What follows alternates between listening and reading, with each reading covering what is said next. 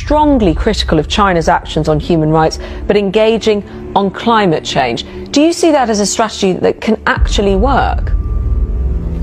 I'm not sure why BBC started with listing only China's human rights abuses. What about America's human rights abuses? The Iraq War, together with the UK, completely illegal and under false pretenses.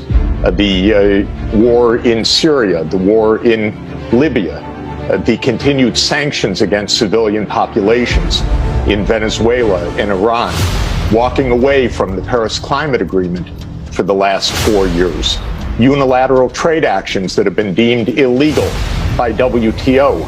So one can make anything one wants, but we have really serious human rights violations by the United States abroad, not to mention in insurrection on January 6th in our own country, not to mention the continued massive racism, white supremacism, and abuse of incarceration of hundreds of thousands of people in the U.S., Black, African American, people of color.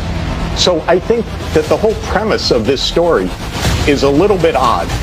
No, but sorry, I'm looking.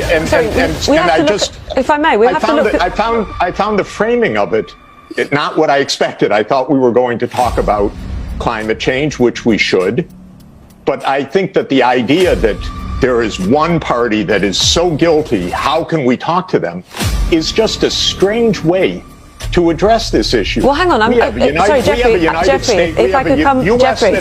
I'm hoping we can have a conversation. I'm hoping we can have a conversation. And if I could just say, I'm using, and what I'm saying back to you here is, we're also using the framing of the Biden administration. We're also talking from the perspective of how Joe Biden himself and those around him have talked about the human rights abuses in China. So you know, sorry, just to say, always, excuse me for one moment, the U.S. always attacks other countries.